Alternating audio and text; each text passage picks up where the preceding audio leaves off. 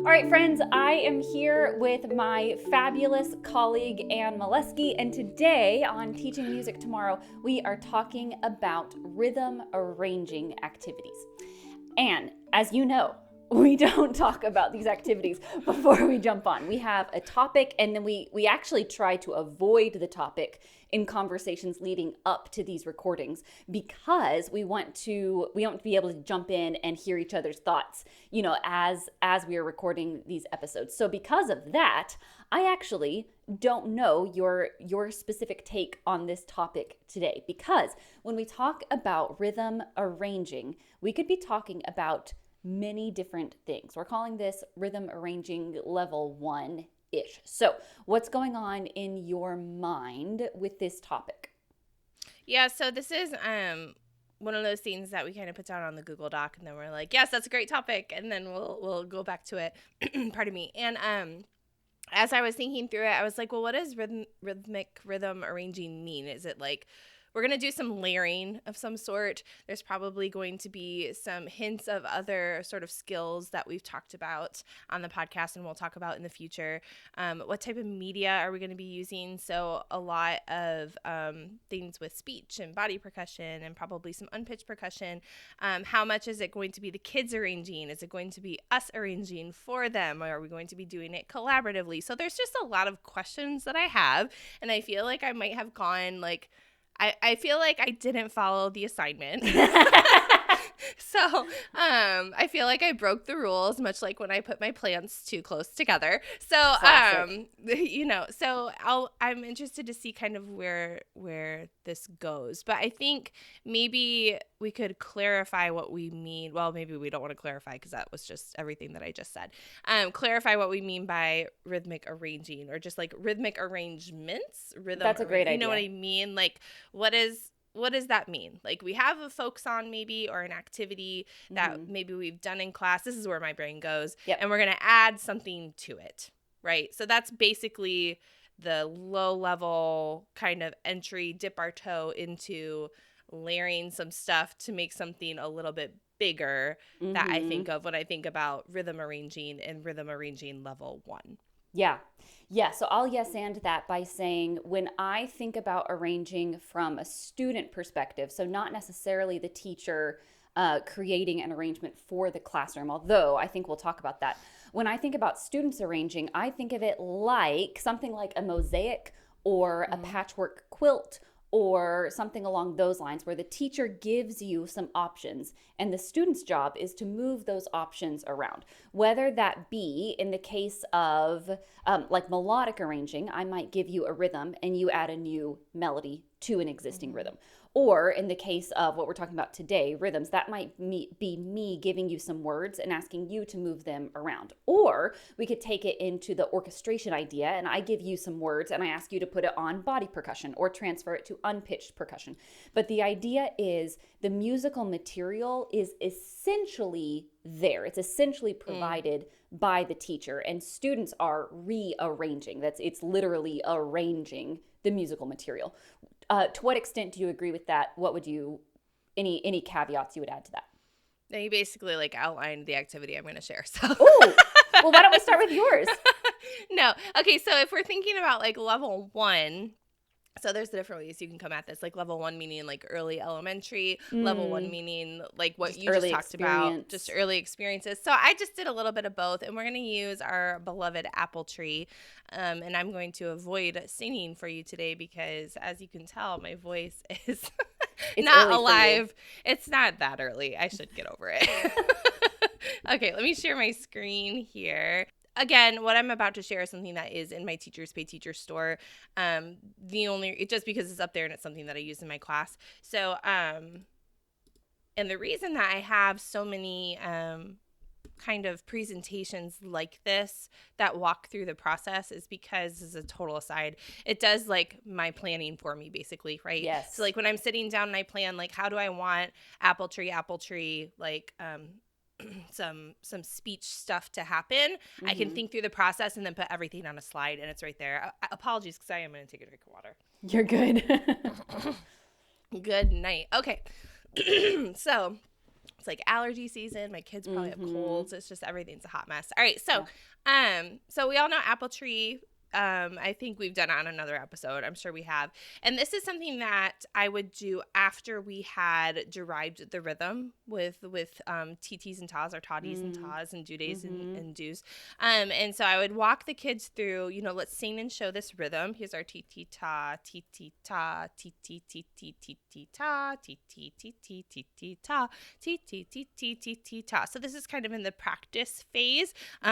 Remind me that I'm saying that this is in the practice I wrote that phase. down too. Okay, thank you. But I have a caveat there because it doesn't have to be. All right, so and then now let's just say the first line, apple tree, apple tree. What if we only saw the pictures?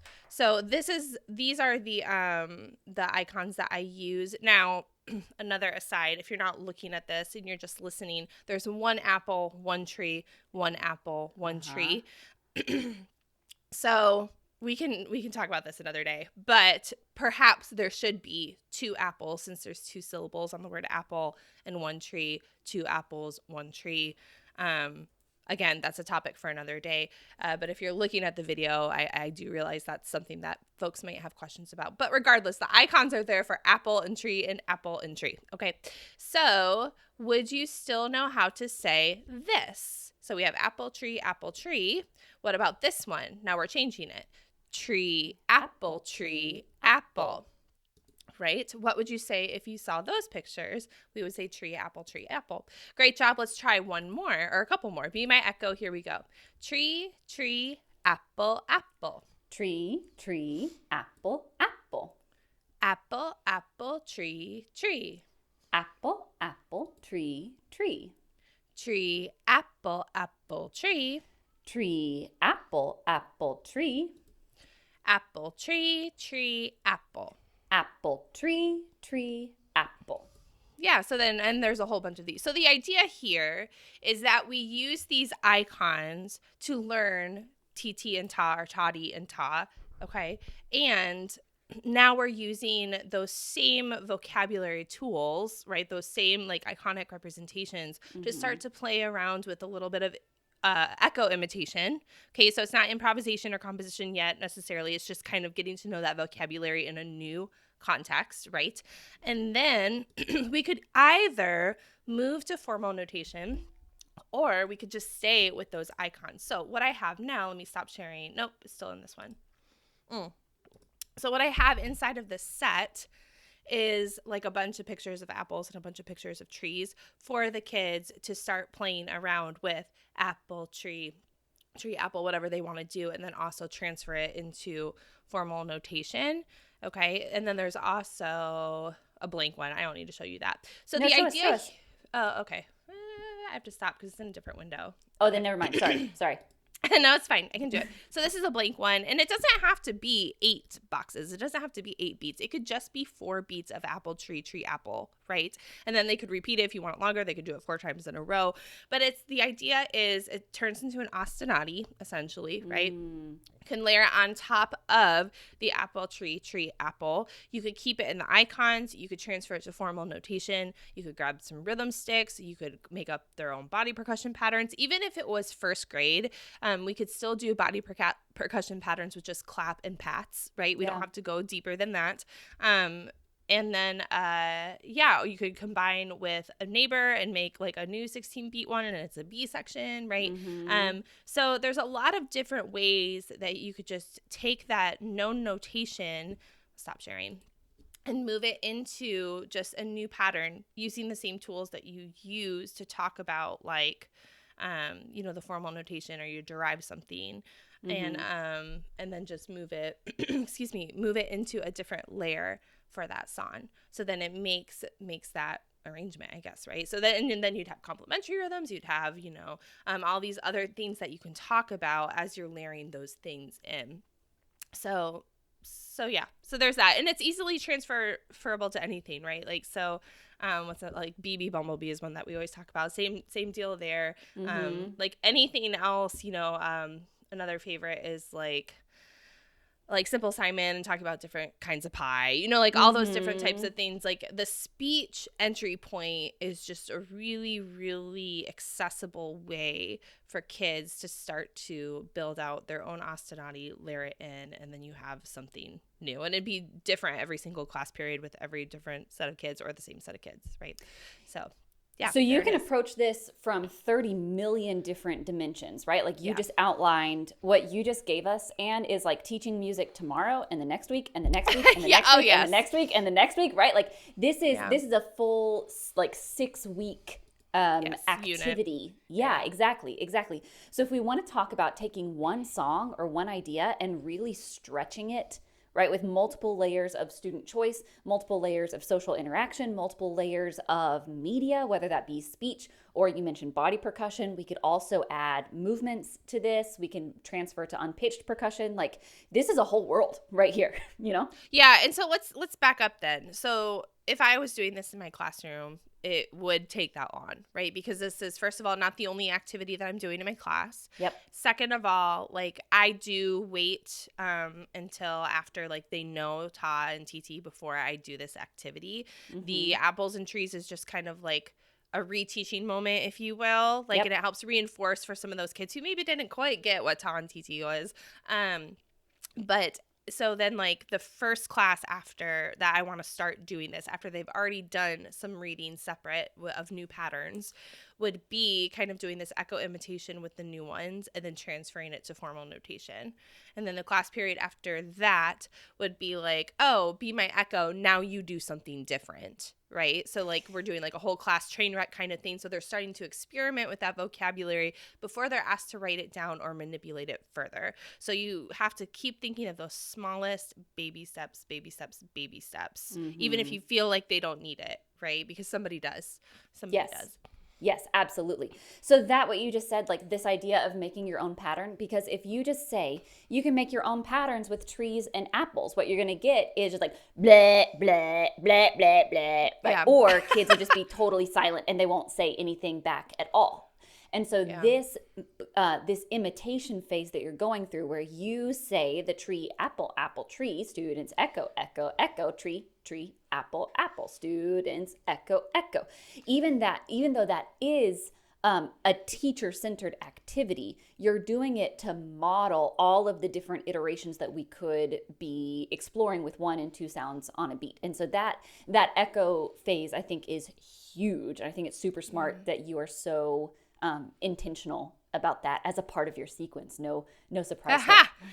Yeah, well, and the thing is, too, is that when you get, and this is kind of an aside from our topic for today, but when you get into some of that echo stuff, if you say, like, be my echo, now do something different, oftentimes if you're like, okay, now do something different, and you only have 2 choices, they'll do, like, the inverse, right? So it'll be, like, and then they're stuck. stuck. Yeah. And then that's all they can think of is, like, their brain's trying to make it the opposite, and it's like, no, you can be free. So sometimes it's helpful to give, like, I might say tree, apple, apple, tree, but I can go apple, apple, apple, apple, and make sure they're getting that chance to see the different things, right? Yes, so, that's huge. That's huge. Super smart. Would you call this an improvisation activity then? That's a different topic, Victoria. I'm just trying to get us like to, because I believe that improvisation and composition like really exists on a continuum, right? So improvisation is just like trying things out with the vocabulary. So it's like a group improvisation thing, I would say, for sure, right? Like if you're asking them to do something different and then somebody wants to share doing something different on their own, absolutely. Yep. But once we start to make some choices and we're writing things down, we're getting into composition, right? If you're getting to a point where you can edit, I really feel like we're into composition. So so there's that. The arranging piece for me is literally just like they've created something and now we're gonna kind of do like a mashup with something else, right? And so there's your arrangement. I agree. So okay. Yeah, it's more like broad level, like zooming out. You've created that arrangement in the context of all of the stuff that you're doing. Yeah, that's good. And I think the level one is definitely like beginning with speech. I'm trying to set myself up for future episodes because I feel like I gave everything away. Okay, but anyway, you go. That's good. That's good. Well, yeah, I'm kind of sad that we have to move on because I think, like I said, there's a whole world in that activity that you just shared. There's a lot that we can unpack there. So I think for the sake of time, we'll move on. But I'm glad we're doing another layer because I'm excited to hear all of the things that you have cooking next. Okay, well, this is kind of similar along those similar lines. And will you put your two shoes out like this? Excellent. And now we are in a group of just three of us. Okay. So I'm pointing around our circle. I'm sure I've shared this on the podcast before because it's my favorite rhyme that has ever existed in the whole entire world. I do it with kindergarten. I do it with fifth grade. It is universally loved by both. Here we go. Zapatitos blancos, zapatito azul. Dime cuántos años tienes tú?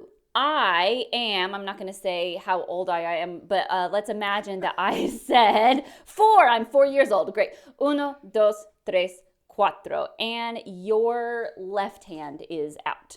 Great. Thank you. So this is a shoe game. We're passing the beat around our shoes in the circle. So now we have all sorts of things that we can do with this after we have been speaking the rhyme and playing the game. One of the things that we could do is think, if I'm staring down at my shoes, I can make my shoes just in place, not moving around the room, but I can make my shoes do all sorts of cool things in first grade. Oh, I know what I could do. I could. Will you take your fingers and turn them into little shoes and put them on your ground in front of you? Great, we can. Slide, slide, zapatito slide. Slide, slide, zapatito slide. Back to the game. Zapatitos blancos, zapatito azul. Dime cuántos años tienes tú. And someone says a number, and then we go 5, 6, 7, 8, 9, 10. That person is out. That person can tell me, what can your shoes do? Let's see. We've gone through several examples. Just imagine. We've gone through several examples of me saying, oh, I think my shoes could shuffle, or maybe twist, or maybe my shoes could step, or maybe my shoes could jump. And since we just landed on you and you are out in our game, can you tell me, what can your shoes do? Twist. Twist, you're correct. Twist, twist. Zapatitos twist. Twist, twist. Zapatitos twist. Zapatitos blancos. And then we're back to the actual rhyme. So our pattern here is we speak the rhyme. Whoever is out tells us how our shoes are going to move. We move with that B section of motion, motion. Zapatitos, motion. Do it again. Motion, motion. Zapatitos, motion. And then after we've had some experience with that, I'm going to narrow in our options to step, tiptoe, slide, and jump. And if we were going to transfer those into standardized Western notation, we would have for step, step, step, step, zapatitos, step, step, we would call that ta, ta, ta, ta, zapatitos, ta, ta. For tiptoe, you already know where I'm going, but just so I've said it all, tiptoe, we would have tiptoe, tiptoe, tiptoe, tiptoe, zapatitos, tiptoe, tiptoe, and that would transfer to toddy, toddy, toddy, toddy, zapatitos, toddy, toddy. Our slide, we would call a ta, ta, zapatitos ta. Or in Anne's classroom, she would say two, two, zapatitos two. And then the last one that I have is jump, which we would notate with a quarter note and then a quarter rest. So this would be on the board. I don't have a graphic for us today. Where's my marker? Okay, let's try that. I would just put steady beats on the board with the word zapatitos in the middle. Mm-hmm. So steady beat right here, a beat right here, zapatitos, and a beat right there. It's blurry because of the camera, but you can tell what it is. And so then this can be something that either we just leave as motions that we are doing physically and words that we're speaking, or we can eventually connect it to standardized Western notation. And it just depends on where we are. And this is what you were talking about with your iconic notation, that we can move it into stick rhythms, or we can just leave it with this speech because we derive the rhythms from the speech anyway. So we're starting this process with the game. Then we're moving to some movement exploration, either with our fingers as people, or if students are okay with it, if you are okay with students doing it, we can do the jump, jump, zapatitos, jump in our places. So just staying on your spot, doing those motions, doing those movements. And then eventually we can connect this to standardized Western notation. I am calling it arranging because I am giving you the structure. And even though you are coming up with the motions that we're doing, you are not being asked to execute the musical idea at the same time that you are thinking it. So I'm going to separate this from improvisation because it's not happening spontaneously. Kids have some time to think about what motions they want to do. So it is student choice. But I would call it arranging, especially because, like I said, after we've done this several different times, I'm going to kind of narrow in our choices to the rhythmic focus of the concept plan, whatever we're doing. Yeah, I'm writing down how you defined improvisation because I don't think I've ever heard you say it that exact way, and I really liked it, so I'm going to say it again. So it's not improvisation because students are not being asked to think about it at the same time they're being asked to execute it. Yeah. Okay, so like so in contrast, in my activity, they were, right? Because like do something different, go. Yes. And it was like that total in the moment deal. Love it. Mm-hmm. Mm-hmm. Yeah, and that's not an original thought from me. No, I know. I wish I could tell you where I read that. But yeah, it's the simultaneous thinking and doing. Yeah, no, I just had never heard it that clear, which happens a lot when I talk to you. The first thing I want to say is thank you for being rhythmic, syllable, inclusive today. I was also doing that. I feel like we've come a lot of way. We keep hinting at like how we disagree about rhythm syllables, but we never actually talk about it. Anyway, so thank you for that. So what I love about this is I think that we did a really good job of highlighting, go us, pat on the back, highlighting like the two sort of like entry points into rhythmic arranging, which is like a B section for all intents and purposes, yes. right? Which is what you shared, and then like an ostinato, like a like literal layer. And so I think cheers to us. I think that was a pretty good level 1 of something rhythm else arranging. I would like to toot our horn for the following as well. And just spit some coffee out. I like that we are using, in your case, you used a song, I used a rhyme, but with both of us, we started with speech. And with mine, there was also the movement idea as well. So I think speech and movement, the idea being that we feel rhythms in our bodies first before they are actualized into standardized Western notation or onto an instrument or another external way that we can kind of encapsulate a musical idea. Yeah, and when we talk about notation, that's part of the reason that I went back to icons too, right? Because it feels like very safe. It doesn't feel, especially if Ta and Toddy or Ta and TT was like a brand new thing a week or two ago, like it still feels foreign to like then go in and create with it. So then being able to take that step back and have something familiar, like I know what an apple is, I know what a tree is, let's go ahead and like make something with it and then translate it back into this new language that I'm learning. Yes. So it was, again, let us toot away on the horns. About how we're like kind of hitting all of those different learning angles. So, well, and this is, when you talk about a spiral curriculum, this is what we're talking about. Like there's always a layer to go back to. You never have to start over. There's always a scaffold that leads to the next thing. And that scaffold is there to support us when we have students who are not, if they say like, T-T-ta, T-T-ta, instead of T-T-ta, T-T-ta, right? We always have this tree apple thing to go back to. The scaffold is there because it's always going to be able to kind of catch us when we get our internal awareness of these beat durations and subdivisions when that goes off. Something else that we don't have time to talk about, but I want us to talk about it because you kind of hinted at it. And you were the first person in my kind of PD world to say, hey, go ahead and do arranging, go ahead and do improvisation before standardized Western notation. That was something that I had started to do. And then for reasons that you could probably guess, I was like, oh no, I'm not allowed to do that until after the presentation moment. And so then I stopped. And then I heard you do something along this line on one of your old school podcasts. And I was like, oh yeah, that makes a lot of sense. So you helped me move from like an ABA of like, it's okay, it's not okay, it's okay. And so I think that's something that we can talk about maybe next episode. Yeah, for sure. Let's do it. Let's plan on it. A little cliffhanger, if you will. A little foreshadowing. Okay, that's where we will wrap it up and we'll jump in with more rhythm arranging next time. With level 2. Level 2.